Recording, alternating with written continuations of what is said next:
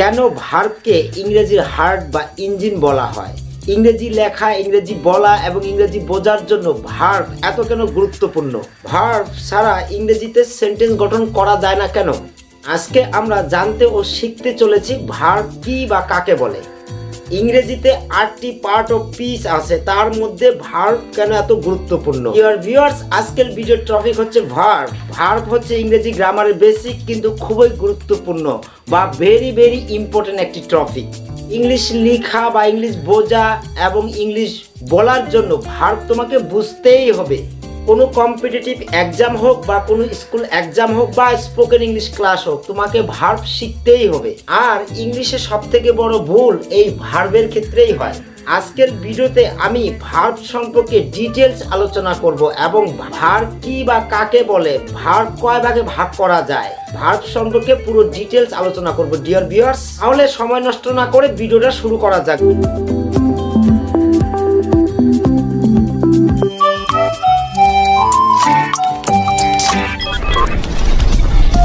Hello everybody, hope that all of you fine by this is Sushanto Bormon in front of you. Welcome back to my Endless English Guru YouTube channel. Today we are going to learn what is a verb. Dear viewers, first আমরা জেনে নেব verb কি বা কাকে বলে।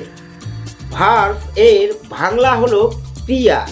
ইংরেজিতে যে 8টি পার্ট অফ স্পিচ আছে, যেমন noun, pronoun, verb, adjective, adverb, preposition, conjunction, interjection, এই 8টি পার্ট অফ স্পিচের মধ্যে ভার্ব হচ্ছে সবথেকে বেশি গুরুত্বপূর্ণ, ভেরি ইম্পর্টেন্ট। ডিয়ার ভিউয়ার্স, তো আমরা প্রথমে জেনে নেব ভার্ব কি বা কাকে বলে। ছোটবেলা থেকে আমরা জেনে এসেছি যে শব্দ দ্বারা কোনো কাজ করা, হওয়া অথবা কোনো অবস্থান বর্ণনা করা হয় তাকে ভার্ব বলে।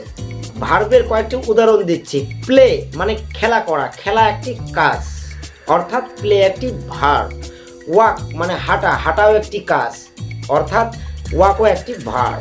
সিং গান করা, গান করাও একটি কাজ, অর্থাৎ সিও একটি ভার্ব। আন্ডারস্ট্যান্ড মানে বোঝা, বোঝা একটি কাজ, অর্থাৎ আন্ডারস্ট্যান্ড একটি ভার্ব। গো, গো মানে যাওয়া, যাওয়া একটি কাজ, অর্থাৎ গো একটি ভার্ব।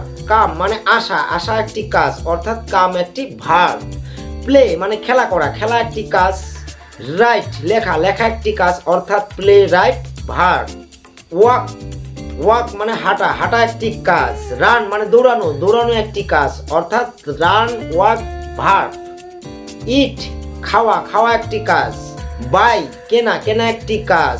রাইট লেখা, লেখা একটি কাজ।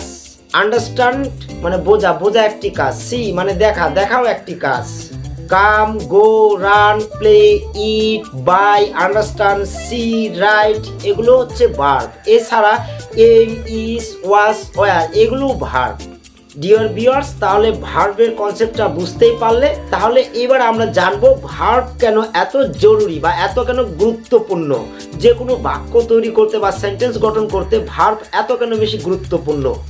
আমাদের সবাইকে বুঝতে হবে যে ভার্ব এত জরুরি কেন। 8টি পার্ট অফ স্পিচের মধ্যে এই ভার্ব এত কেন গুরুত্বপূর্ণ, এত কেন জরুরি? কারণ ভার্ব ছাড়া ইংরেজির সেন্টেন্স বা বাক্য গঠন করা সম্ভব নয়।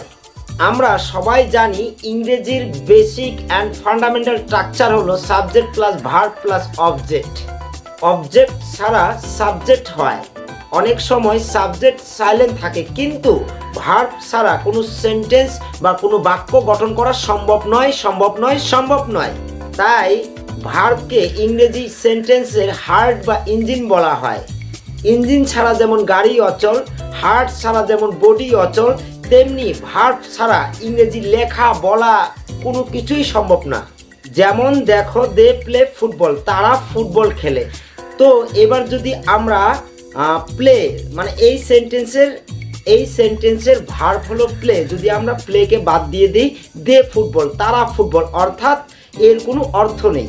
নেক্সট এক্সাম্পল দেখো, আই ইট রাইস, এই সেন্টেন্সের ভার্ব হলো ইট, যদি আমরা ইটকে বাদ দিই তাহলে আই রাইস, অর্থাৎ আমি ভাত, এর কোনো অর্থ নেই।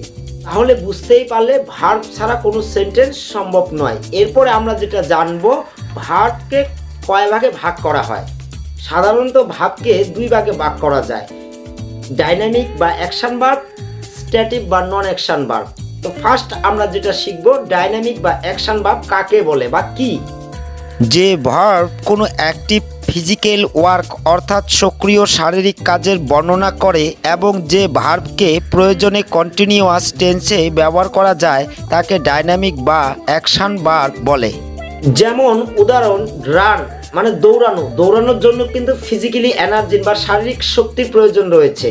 টক মানে কথা বলা, কথা বলার জন্য কিন্তু শারীরিক শক্তির প্রয়োজন হয়। রাইট মানে লেখা, লেখার জন্য কিন্তু শারীরিক শক্তির প্রয়োজন হয়। যেমন স্লিপ মানে ঘুমানো, ঘুমানোর জন্য শারীরিক শক্তির প্রয়োজন রয়েছে। ড্রিঙ্ক মানে পান করা, পান করার জন্য শারীরিক শক্তির প্রয়োজন হয়। টিচ মানে পড়ানো, পড়ানোর জন্য শারীরিক শক্তির প্রয়োজন হয়। ব্রেক মানে ভাঙা, ভাঙার জন্য শারীরিক শক্তির প্রয়োজন হয় বা ফিজিক্যালি এনার্জির প্রয়োজন। Run, talk, read, write, sleep, sing, drink, break I N G যোগ করে কন্টিনিউয়াস টেন্সে ব্যবহার করা যায়। যেমন দেখো, দ্য বয় ইজ রানিং, ছেলেটি দৌড়াচ্ছে, এটা হচ্ছে প্রেজেন্ট কন্টিনিউয়াস টেন্স। এই সেন্টেন্সে দেখো রান ভার্বের সাথে আইএনজি যোগ হয়েছে। I am writing a poem, আমি একটি কবিতা লিখছি, এটাও প্রেজেন্ট কন্টিনিউয়াস টেন্স। এই সেন্টেন্সে দেখো রাইট ভার্বের সাথে আইএনজি যোগ হয়েছে।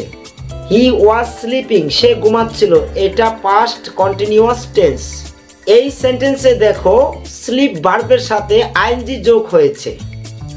The teacher is teaching English, শিক্ষক মহাশয় ইংরেজি পড়াচ্ছেন, এটা প্রেজেন্ট কন্টিনিউয়াস টেন্স। এই সেন্টেন্সে দেখো টিচ ভার্বের সাথে আইএনজি যোগ হয়েছে। ডিয়ার ভিউয়ার্স, আশা করি ডাইনামিক বা অ্যাকশন ভার্বের কনসেপ্টটা তোমরা বুঝতে পারলে। নেক্সট এবার দেখব আমরা নন অ্যাকশন ভার্ব বা স্ট্যাটিক ভার্ব। স্ট্যাটিক ভার্ব বা নন অ্যাকশন ভার্ব কাকে বলে? যে ভার্ব কোনো সক্রিয় শারীরিক কাজের বর্ণনা না করে কোন কাজের কি অবস্থা সেটা বর্ণনা করে তাকে স্ট্যাটিক বা নন অ্যাকশন ভার্ব বলে। এই নন অ্যাকশন ভার্বগুলো ইমোশন, পজিশন, সেন্স, থট অর্থাৎ আবেগ, অনুভূতি, অধিকারবোধ ও চিন্তা ভাবনার প্রকাশ করা হয়। নন অ্যাকশন ভার্বের উদাহরণ হলো লাভ মানে ভালোবাসা, হেট মানে ঘৃণা করা, সি মানে দেখা, সিম মানে মনে হওয়া, নো মানে জানা, বিলিভ মানে বিশ্বাস করা, রিমেম্বার মানে স্মরণ করা, ফিল মানে অনুভব করা, আন্ডারস্ট্যান্ড মানে বোঝা, হ্যাভ মানে থাকা, নিড মানে প্রয়োজন, love, hate, see, hear, smell, seem, know, believe, remember, understand, feel, have, need. Dear viewers, এই ভার্বগুলোর মধ্যে কোনো শারীরিক বা ফিজিক্যালি সক্রিয় শক্তির প্রয়োজন পড়ে না। এই ভার্বগুলোর মাধ্যমে আবেগ, অনুভূতি, চিন্তাভাবনা প্রকাশ করা হয়, তাই এগুলোকে বলা হয় নন অ্যাকশন ভার্ব বা স্ট্যাটিক ভার্ব। ডিয়ার ভিউয়ার্স, নন অ্যাকশন ভার্ব বা স্ট্যাটিক ভার্ব কখনোই কন্টিনিউয়াস টেন্সে ব্যবহার করা যায় না, এই কথাটা সবসময় মনে রাখবে। যেমন দেখো, আই এম হেটিং ইউ, এটা একটা ভুল সেন্টেন্স, কারণ হেট হলো নন অ্যাকশন ভার্ব আর এই হেট এর সাথে আইএনজি যোগ করে কন্টিনিউয়াস করা হয়েছে, তাই এটা একটা ভুল সেন্টেন্স। সঠিকটা হলো আই হেট ইউ। আবার দেখো, ইউ আর নোয়িং মি, এটা একটা ভুল সেন্টেন্স, কারণ নো হলো নন অ্যাকশন ভার্ব, এখানে নো এর সাথে আইএনজি যোগ করে কন্টিনিউয়াস করা হয়েছে, তাই এটি একটি ভুল সেন্টেন্স।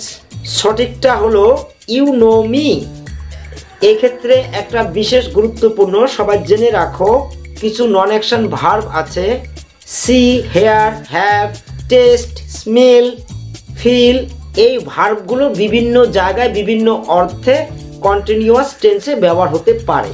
যেমন দেখো, I am seeing you later today, তো আমরা জানি সি হলো নন অ্যাকশন ভার্ব, কিন্তু এখানে সি এর সাথে আইএনজি যোগ করে কন্টিনিউয়াস করা হয়েছে, তাহলে সবার মনে হতে পারে যে এটা একটা ভুল সেন্টেন্স, কিন্তু না, এটা একটি সঠিক সেন্টেন্স, কারণ এখানে সি এর অর্থ দেখা নয়, এখানে সি এর অর্থ মিট অর্থাৎ দেখা করা। I am seeing you later today, আমি তোমার সাথে দেখা করার প্ল্যান করছি।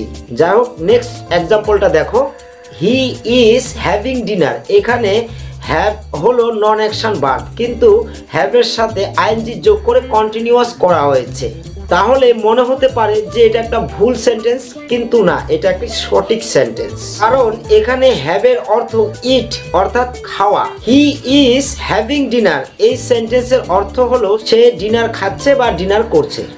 তো ডিয়ার ভিউয়ার্স, আজকে তোমরা বুঝতে পারলে নন অ্যাকশন বা স্ট্যাটিক ভার্ব কি বা কাকে বলে। ডিয়ার ভিউয়ার্স, এবার দেখো সমস্ত ভার্বকে অ্যাকশনের ভিত্তিতে দুই ভাগে ভাগ করা যেতে পারে, মেইন ভার্ব আর একটা হচ্ছে অক্সিলারি ভার্ব বা helping verb.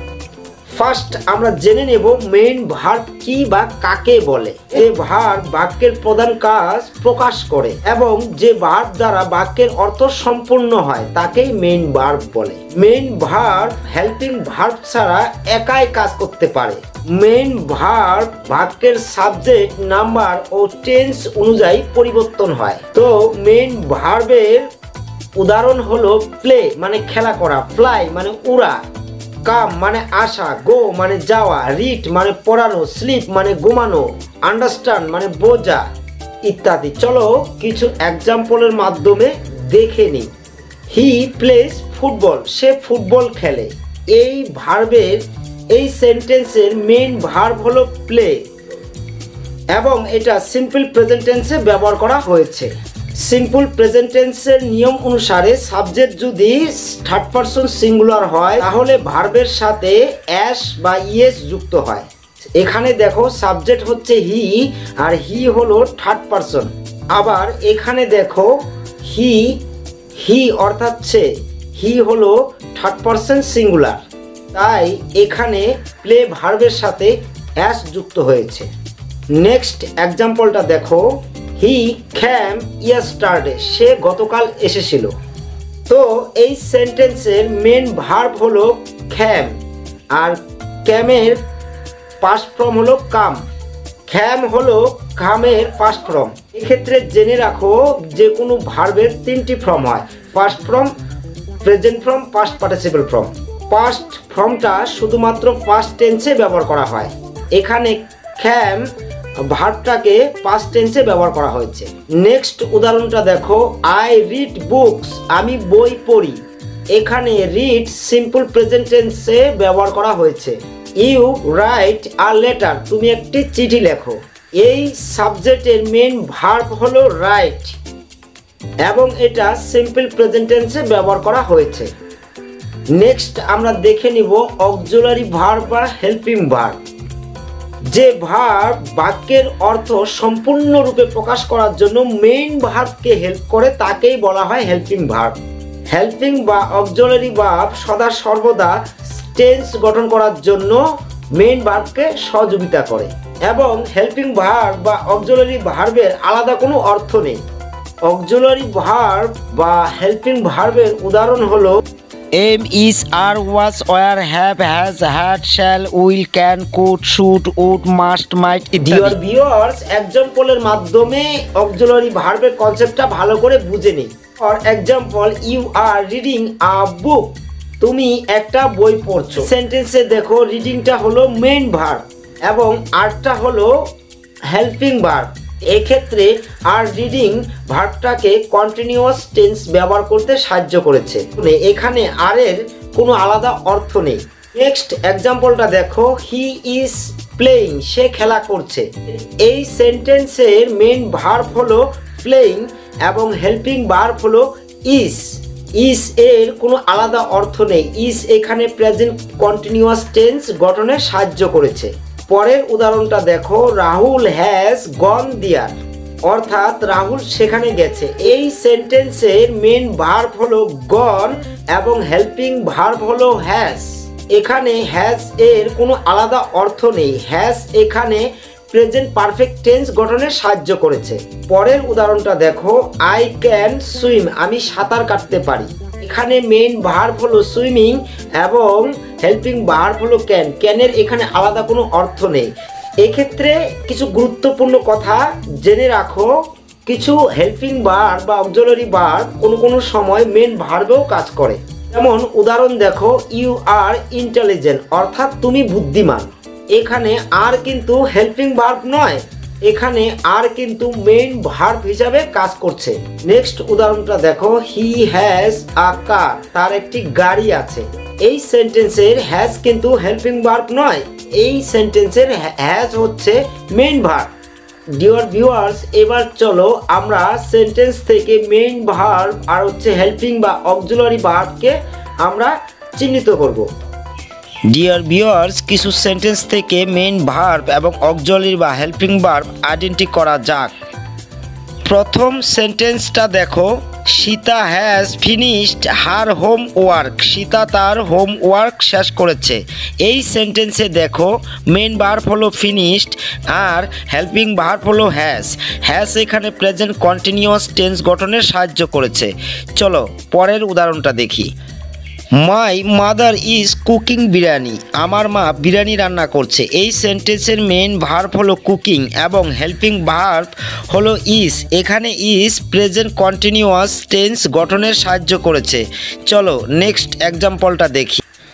My brother is very lazy, আমার ভাই খুব অলস। এই সেন্টেন্সে আমরা কেবলমাত্র একটি ভার্ব দেখতে পাচ্ছি, সেটা হলো ইজ। এই সেন্টেন্সের ইজ মেইন ভার্বকে সাহায্য করেছে। নেক্সট এক্সাম্পলটা দেখো, ইউ শুড গো দেয়ার, তোমার সেখানে যাওয়া উচিত। তো এই সেন্টেন্সে দেখো গো হলো মেইন ভার্ব এবং শুড হলো হেল্পিং ভার্ব। তো আশা করি মেইন ভার্ব এবং অক্সিলারি বা হেল্পিং ভার্ব বুঝতে পারলে। ডিয়ার ভিউয়ার্স, ভিডিওটা যদি হেল্পফুল হয়ে থাকে, তোমাদের কাছে যদি ভিডিওটা হেল্পফুল মনে হয়, তাহলে লাইক কমেন্ট শেয়ার করো। আর ইংরেজিতে কথা বলার জন্য, ইংলিশ শেখার জন্য আমার এন্ডলেস ইংলিশ গুরু ইউটিউব চ্যানেলটাকে সাবস্ক্রাইব করো।